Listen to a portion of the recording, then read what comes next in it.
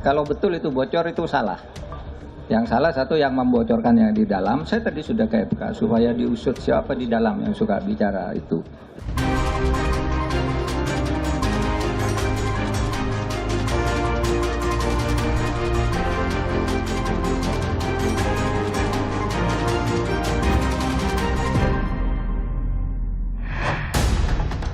Mahkamah Konstitusi mendadak jadi sorotan usai beredar kabar permohonan sistem pemilu proporsional tertutup akan dikabulkan. Mario Dandi siap disidang, dugaan perlakuan khusus kepada anak mantan pejabat pajak itu pun mencuat. Maraknya penipuan jasa titip tiket konser Coldplay, polisi segera periksa vendor penjualan tiket.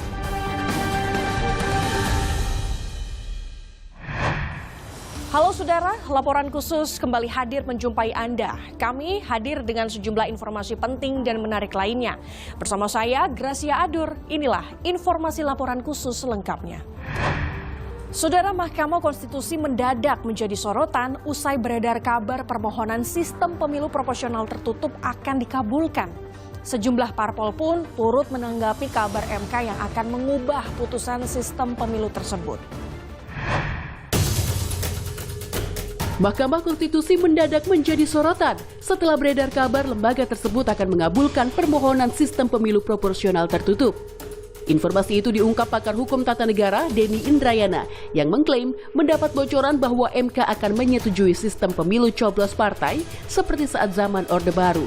Denny menyebut MK akan mengembalikan sistem pemilu menjadi sistem proporsional tertutup. Denny menilai putusan MK itu dapat mengganggu proses pemilu legislatif. Dalam akun medianya, Denny Indrayana mengaku kebocoran putusan sistem pemilu bukan berasal dari Hakim Konstitusi. Walau belum tentu benar, sejumlah partai politik pun langsung merespon pernyataan mantan Wakil Menteri Hukum dan HAM itu. Di antaranya Ketua Majelis Tinggi Partai Demokrat Susilo Bambang Yudhoyono yang mempertanyakan apakah ada kegentingan dan kedaruratan sehingga sistem pemilu harus diganti. Partai Golkar melalui Wakil Ketua Umumnya Ahmad Doli Kurnia menyatakan perubahan keputusan MK yang jika benar akan mengembalikan sistem pemilu proporsional tertutup justru akan menguras energi sebab serangkaian tahapan telah berjalan.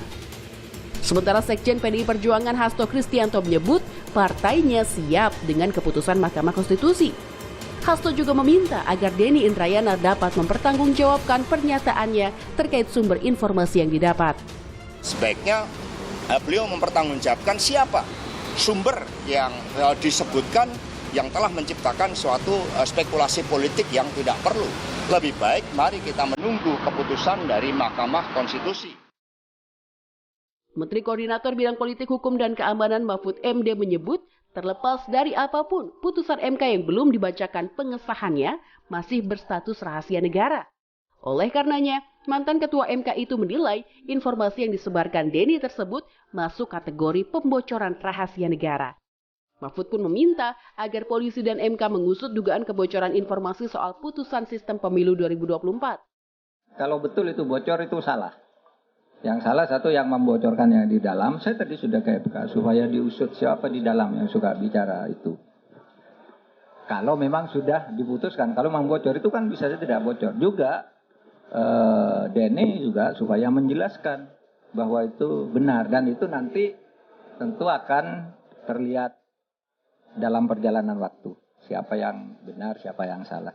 Tapi tidak boleh sebuah putusan belum diketok, sebelum putusan belum diketok itu tidak boleh bocor ke orang. Menanggapi pernyataan Menko Polhukam, Kapolri segera menyelidiki unsur pidana kasus dugaan kebocoran putusan sistem pemilu di Mahkamah Konstitusi. Kami saat ini sedang merapatkan untuk langkah-langkah yang bisa kita laksanakan untuk membuat semuanya menjadi jelas. Dan tentunya kalau kemudian ada peristiwa pidana di dalamnya, tentunya kita akan mengambil langkah lebih lanjut. Terima kasih. Sementara itu, MK membantah telah membocorkan informasi soal putusan sistem pemilu 2024. Juru bicara MK, Fajar Laksono menyebut proses persidangan atas gugatan sistem pemilu bahkan belum rampung. MK baru akan menyerahkan kesimpulan pada para penggugat 31 Mei besok. Saya akan tanyakan ke yang bersangkutan, tapi yang pasti itu tadi alurnya begitu. Penyerahan kesimpulan baru akan dibahas. Nah, bagaimana mungkin bocor atau apa kalau itu saja belum dibahas? Silakan tanyakan ke yang bersangkutan. Sebelumnya, sejumlah orang mengajukan judicial review atau uji materi mengenai sistem pemilu proporsional terbuka ke Mahkamah Konstitusi. Uji materi tersebut diajukan November 2022 oleh 6 orang, diantaranya pengurus PDI Perjuangan, Demas Brian Wicaksono, dan 5 warga sipil. Sistem pemilu proporsional tertutup adalah sistem pemilihan yang memungkinkan rakyat hanya memilih partai tanpa mengetahui orang yang akan menjadi wakil rakyat di legislatif. Parpol nantinya akan menentukan nama-nama yang akan menjadi anggota legislatif berdasarkan jumlah perolehan kursi. Sementara sistem pemilu proporsional terbuka, pemilih dapat mencoblos langsung wakil legislatif. Sistem pemilu proporsional tertutup pernah diterapkan pada tahun 1955, lalu pada pemilu Orde Baru tahun 1971 sampai 1997, serta terakhir pada pemilu 1999. Perkumpulan untuk Pemilu dan Demokrasi atau Perludem yakin jika MK menerapkan sistem proporsional tertutup akan mengganggu ketertiban pemilu dan presiden buruk kerangka pemilu ke depan.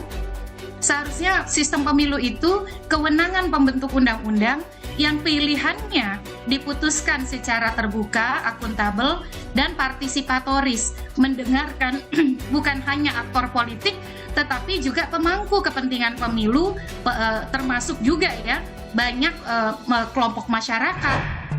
Yang juga menjadi sorotan dugaan perlakuan khusus polisi kepada tersangka Mario Dandi mencuat. Mulai dari pasang kabel tis sendiri di pergelangan tangannya hingga tidak menggunakan baju tahanan. Kapolda Metro Jaya meminta maaf, mengakui ada dugaan pelanggaran prosedur dan meminta Propam memeriksa anggota yang bertugas.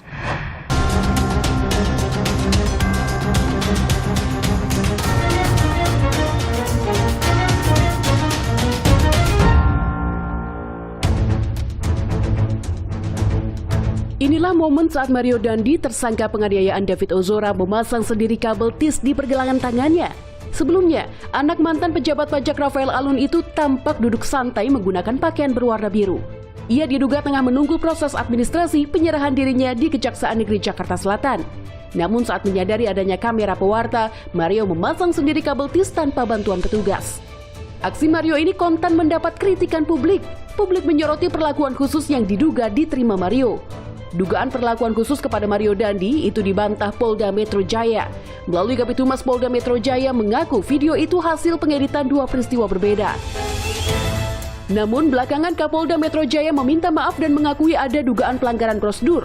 Kapolda Metro Jaya Irjen Karyoto pun meminta Propam Polda Metro Jaya memeriksa anggota yang bertugas. Saya terima dan saya terima kasih kepada netizen yang memberikan kritikan, masukan terhadap penanganan yang seolah-olah seperti privilege.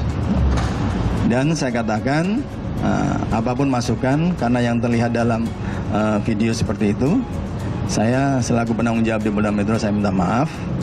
Dan saya juga perintahkan Kabid Propam untuk memeriksa